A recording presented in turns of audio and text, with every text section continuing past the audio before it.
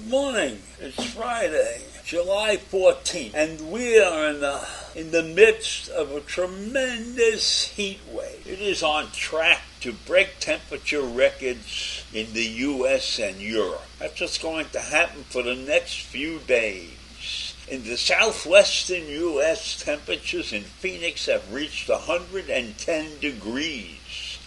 Every day this month. Meteorologists expect record-breaking heat this entire weekend, and it's going to reach 119 degrees in some areas. And in many places in the U.S., nearly 70% of all the Americans will see high temperature at above 90 degrees or so. And while more than 55 million people will see temperatures at or above 100 degrees, it's like we're living in an oven. And the heat wave has claimed in Europe at least one life, and several tourists have been incapacitated and stuck in different places. And high temperatures in Italy are going to reach like 113 degrees. But I have no control over this. We have no control over the weather. So that's my weather report for this morning. I don't know if I'll do another one in the near future. But what I really want to talk about right now is the actors' strike. We know that the Screenwriters Guild has been on strike for months now, but that's only 11,000 people. The Actors Guild has 160,000 people, and they just finished their latest meeting with the producers and those who employ actors, and it's come to naught. Nothing has been resolved. So it's a good chance that the actors are going to go on strike. And here's what they're asking for. Now, I know a thought must have passed through your minds. What are the actors going on strike for? They all make so much money. But many of them don't make that much money. Many of them are starting out or have bit roles and stuff like that. In any event, this is the first strike that the Actors Guild has undertaken since 1980. And so something must be going on out there that we should recognize. The Actors Guild is striking against the major studios and the streaming services. And after the last meeting ended, Fran Drescher, who's the president of the Actors Guild, said in a statement that the studio management offers were insulting and disrespectful. The companies have refused, she said, to engage in meaningful conversations on some topics, and they completely stonewalled us with respect to other topics that we wanted to talk about. So they did not negotiate in good faith. And until they do negotiate in good faith, we cannot begin to reach a deal. So we're out on strike now. And this is a strike that has been brewing for a while. And it's a strike that's approved by 98% of the union's membership. So this is just not like a group of people that are running off half-assed, right? All of the union members are in favor of this strike. And the studios, of course, are complaining and are deeply disappointed in the decision to strike, saying it had offered historic pay increase. Now, we'll find out what that's all about right now.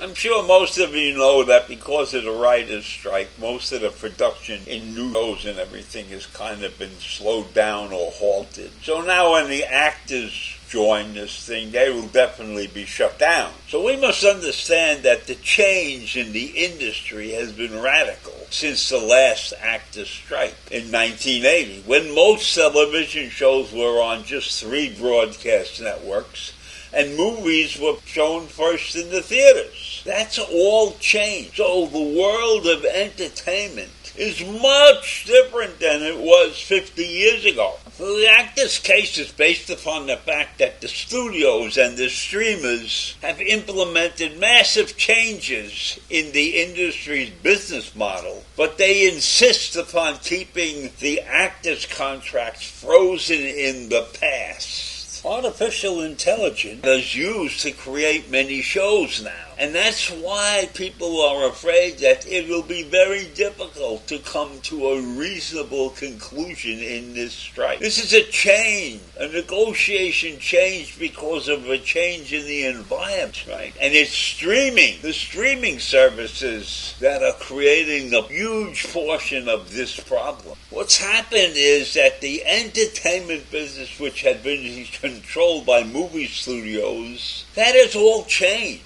We now have companies like Amazon and Apple and CBS and Netflix, all of them in the entertainment business, right? Along with Disney and some others who come out of the movie industry. And these companies do not care about the performance and the actors as much as they care about their stock prices. And so they have been cutting costs that included layoffs. And the actors recognize that their environment has radically changed because of the streamers and those who didn't grow up in the entertainment business having such a huge portion of the control of what's going on. And it was a letter that was signed by thousands of actors and actresses that indicated that they were unhappy with the entire situation that had been brought upon by these novices to the industry. And another big concern for those who are working in this business, the entertainment business, is AI. They recognize that AI is capable of doing away with many jobs, and they do not understand completely how AI can be used at this point.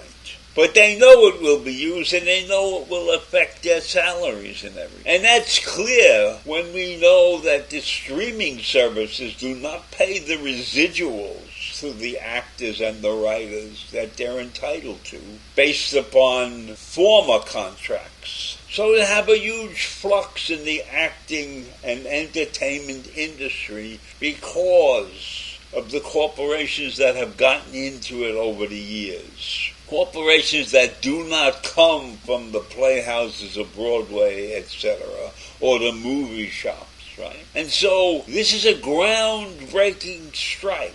Just as AI is a groundbreaking way to produce products. And so I leave you with that. There's an actors' strike. And who knows how it will end. But it needs to happen. It needs to happen because the entire work environment of being an actor has radically changed. So I leave you with that this morning. Have a great day. Bye.